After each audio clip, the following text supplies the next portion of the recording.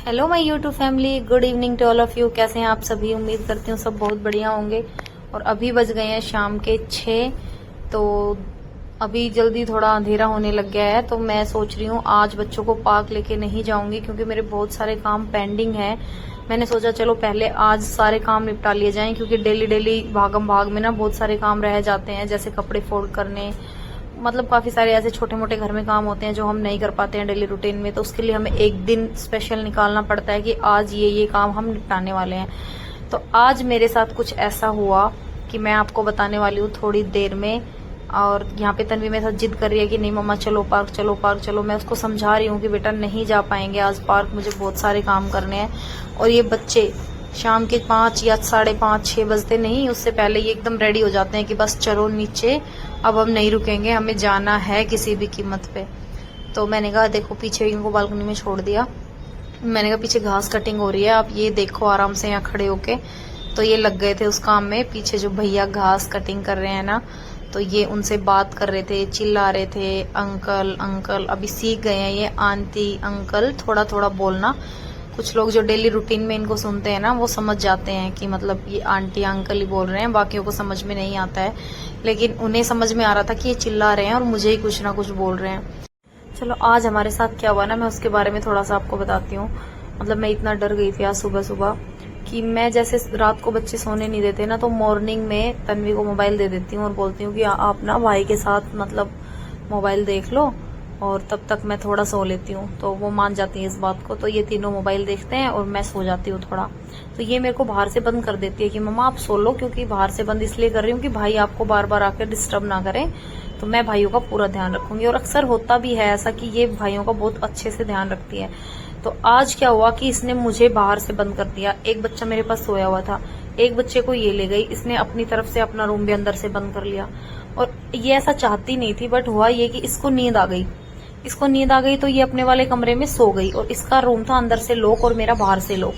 तो जैसे ही मेरी नींद खुलती है ना, मैं तन्वी को मतलब अपना डोर नॉक करती हूँ कि तन्वी खोलो खोलो खोलो, लेकिन वो नहीं खोलती है। मैंने अपना पूरा, आप ये समझ लो, बहुत मतलब जितनी जान थी उतनी लगा ली, ये इसने दरवाजा नहीं खोला क्योंकि ये सो चुकी थी। और मुझे ये नहीं पता कि वो सो गई है अंदर। तो क्या हुआ कि मैं सोच रही हूँ यार बच्चा रो रहा है, क्या करूं। उस रूम में जो इसके साथ बच्चा था वो कंटिन्यू रोए जा रहा है रोए जा रहा है। तो मैं डर गई कि मैंने कहा भाई बच्चा भी बाहर रो रहा है और मैं अब कैसे बाहर जाऊं, और मैं कितनी आवाज लगा रही हूँ, कोई भी नहीं सुन रहा है। फिर ऐसा हुआ कि मैं चिल्ला चिल्ला के 1 घंटा पूरा थक गई। मुझे ना एकदम से मतलब प्यास लगने लगी, मेरे कांटे एकदम सूख गए थे। मैं इतना चिल्लाई इतना चिल्लाई। तो ये जो सामने आप दरवाजा देख रहे हैं ना, ये उसी की कहानी है, उसी की कहानी है। आगे सुनना क्या होता है।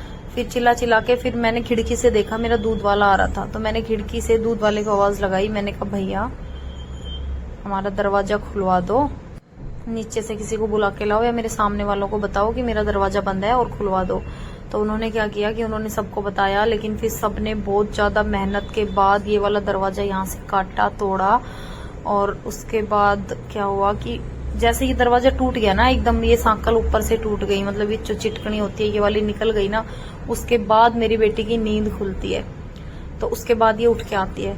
तो उस 1 घंटे में जो बच्चा तन्वी के पास था वो कंटिन्यू रोता रहा, और इधर से मैं कंटिन्यू रोती रही चिल्लाती रही, तन्वी खोलो खोलो खोलो। मतलब ये हादसा भाई इतना खतरनाक था ना, सुबह मैं इतना डर गई थी, मुझे लगा यार तन्वी को कुछ हो गया है। बच्चा उसके कान के पास रो रहा है तब भी वो कोई रिप्लाई नहीं कर रही है, कुछ नहीं कर रही है। तो मतलब मैं एकदम से इतना डर गई थी ना, बस आप पूछो मत, बहुत भयंकर डर गई थी मैं। चलो कोई नहीं, हर चीज से हमें कुछ ना कुछ सीखने को मिलता है। उसके बाद ऐसा होता है कि ना तो मैं तन्वी को बाहर से दरवाजा बंद करने देती हूँ, और ना ही मैं मतलब अपना दरवाजा अंदर से बंद करके कभी सोती हूँ। ना उसको कहती हूँ कि तू अंदर से अपना दरवाजा बंद कर ले। तो आप भी कभी ऐसा मत करना कि बच्चे मतलब बाहर है और आप अंदर से बंद कर ले, या बच्चे अंदर से बंद कर ले आप बाहर है, ऐसा नहीं करना है बिल्कुल भी। क्योंकि इतने बड़े जो 1-1.5 साल के बच्चे हैं ना, वो सीख जाते हैं अंदर से कुंडी लगाना। तो ये हुआ। और अभी यहाँ पे मैं पूरा रेडी हो गई हूँ, क्योंकि बच्चों ने माना ही नहीं, उन्होंने कहा कि जाना है पार्क करके। तो हम रेडी हो गए हैं, अभी हम जाने वाले हैं पार्क। मैं खुद रेडी हो गई हूँ, मैंने बच्चों को कर लिया है, और अब हम निकलेंगे पार्क के लिए।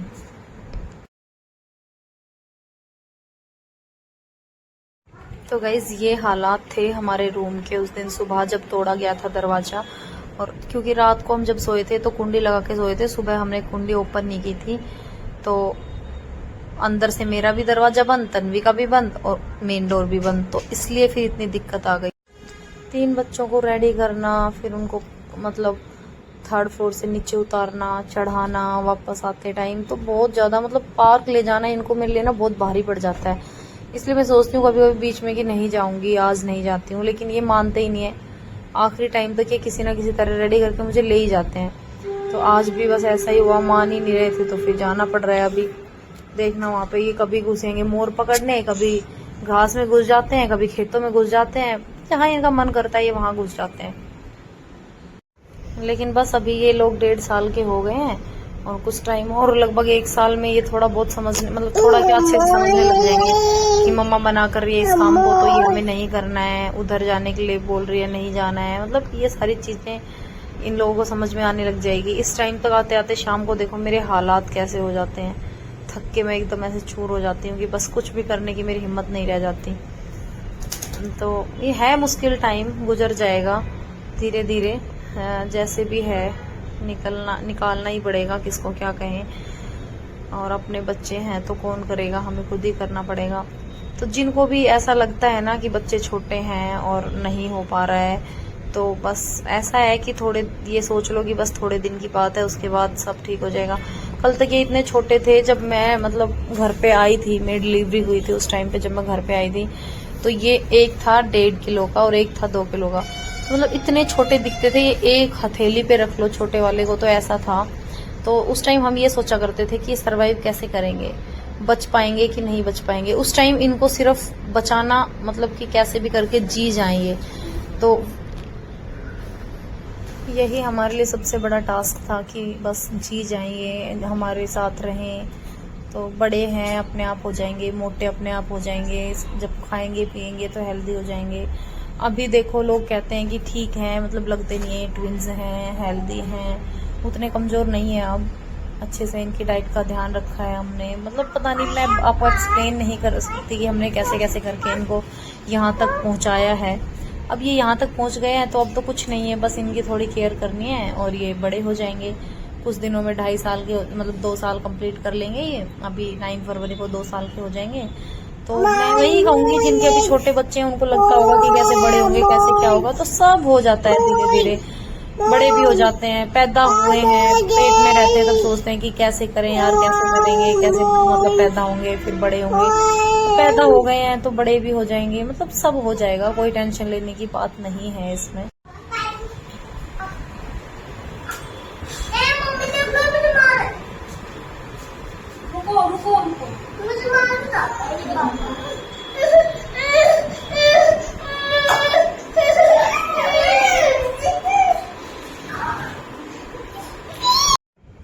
इसे देखो, ये मोर पकड़ने के लिए ना कहीं भी घास फूस में घुस जाता है। इसको जब मोर दिखते हैं ना, ये मोर के पीछे पीछे भाग लेते हैं मोर पकड़ने। व्लॉग हो गया बहुत लंबा, इसको यहीं पे करते हैं एंड और मिलते हैं एक नए व्लॉग में। तब तक के लिए खूब सारा प्यार देना और चैनल को सब्सक्राइब करना मत भूलना। बाय।